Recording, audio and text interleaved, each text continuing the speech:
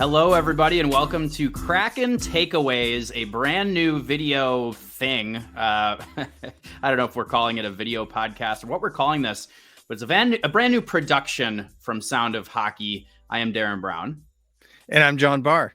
And we're very happy to be here with you all. We are one day removed from a historic Seattle Kraken victory over the Colorado Avalanche, their first ever win in franchise history in the postseason. So it was very exciting. Lots to talk about here in probably a relatively short time. I think our vision for this is we're going to try to do this as frequently as we can, especially throughout these playoffs. And then we'll just kind of see where it goes. Let us know your thoughts in the comments. Let us know if you like it, what you'd like to see, what you'd like to hear, all that good stuff. And we'll go from there. So first topic we have for you here. Heck of a start. Really liked that first game from the Kraken, John. I'd love to get your kind of overall take on it.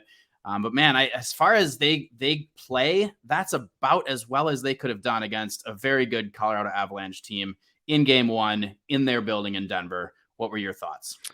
Well, it's the teams as advertised, right? That's pretty much how they've been so successful this season.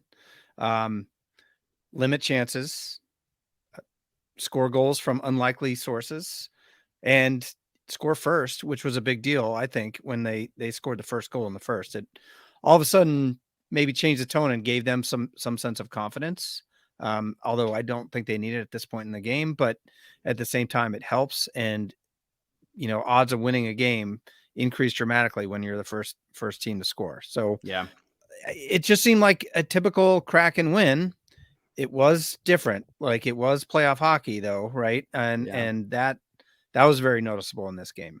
It certainly was. It was interesting. I think they took the crowd out of the game a little bit, especially early on, because they scored right away. And then once Colorado scored to tie it at 1, it did seem like there was a pretty big pushback. And all of a sudden that atmosphere got really intense in the building.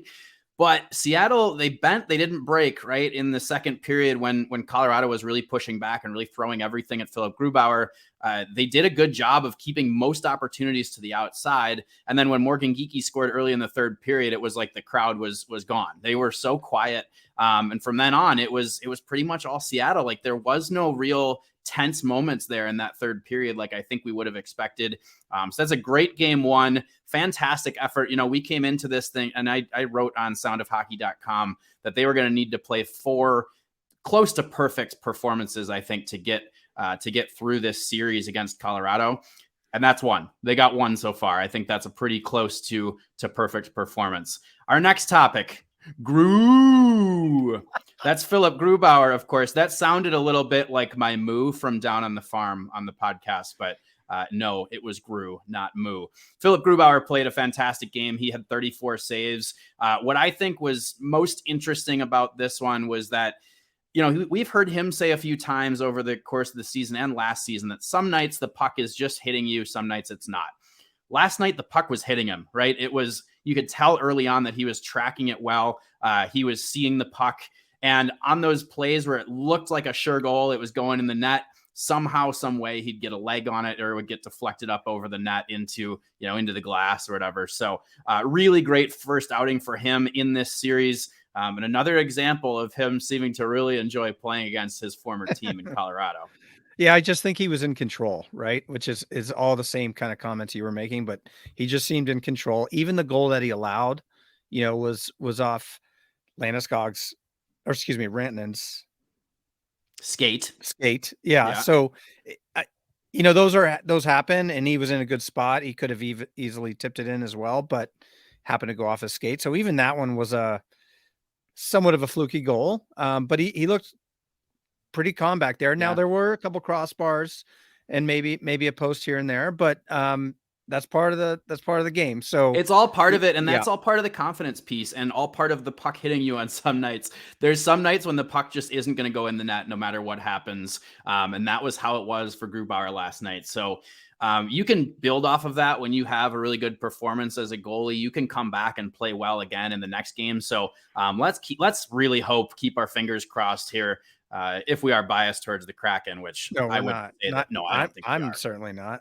Right. I'm completely unbiased. Yeah. I mean, it's not like I have a Kraken jersey hanging in my background here, but whatever. Anyway, let's hope that he can build off of that and get things rolling in the right direction. What you just said about Ronsonen scoring the goal, though, from Nathan MacKinnon, that's a nice segue into our next topic, which is checking the big guns. So the key to this series is absolutely going to be managing and limiting the damage done by those two big players plus Cale Makar, right?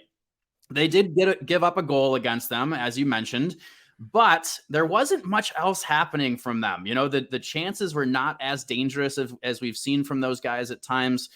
I think that's a really good sign. A key piece to this was Yanni Gord's line with Eli Tolvanen and Oliver Bjorkstrand. I think they are kind of being tasked with shutting down those guys. And I thought they did a really, really good job for their first attempt at it.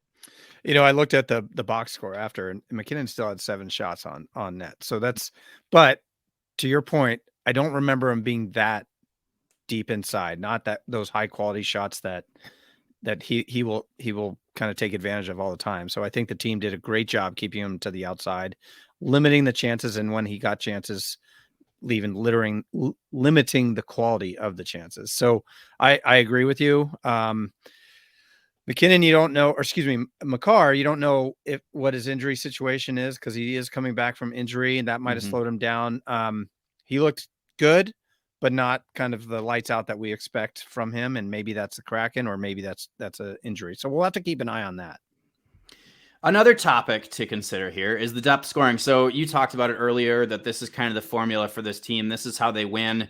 You never know which forward line is going to go, and sometimes it's the defense that's contributing. Last night, the top line of Matty Beniers, Jaden Schwartz, Jared McCann and Jordan Eberle. There's so many J names, I get them mixed up. They're the top line, at least in my opinion, and they were held off the score sheet. I think there's probably some debate about if they're the top line or the Wenberg line is the top line. But either way, they were held off the score sheet, but it didn't matter because the Wenberg line was who really carried the mail offensively last night. And oh, by the way, you also got that goal from Eli Tolvanen, who's on the third line. So this is exactly why this team works, though, right? And this is why I think they're so good on the road, is because usually it's a huge advantage to be the home team because you get last change. So you get to put out, you get to dictate the matchups. When there's a face-off, you get to see who the other team is sending out, then put your guys out there. I don't think it matters so much for the Kraken because they roll 4 lines every night and you never know which one is going to click and produce offensively. So when that matchup is right, all of a sudden they break through and score goals. And that's what we saw. Huge night for Alex Wenberg last night. He scored a beautiful goal off of a even more beautiful pass by Jaden Schwartz. He's not much of a shooter usually, so it was cool to see him just pull the trigger and beat Alexander Georgiev. And then he had a fantastic play to win a puck off of a forecheck, find Morgan Geekie out in front, and Morgan Geekie had a great shot. And John, you did call. I have to give you credit. I witnessed it. You called Morgan Geekie scoring about 2 minutes before it happened. So that was a pretty impressive moment by you. Well, and we know he's speaking of Geekie, he's got a great shot, right? Mm-hmm. And he flies under the radar. And I think teams will probably lose track of him a bit more than say other players. Like McCann's, no one's going to lose track of McCann on the ice just because they know he can score. Geekie has a lethal shot and people probably underestimate it. So that's kind of what I was thinking. And he's been given the opportunity moving up to the wing. So, I mean, that third goal, so timely, right? And then it was just about watching the clock tick, right? That's what it felt like, it was okay, 2-goal lead in the third, let's go. But that third goal by Geekie was so huge. Yeah.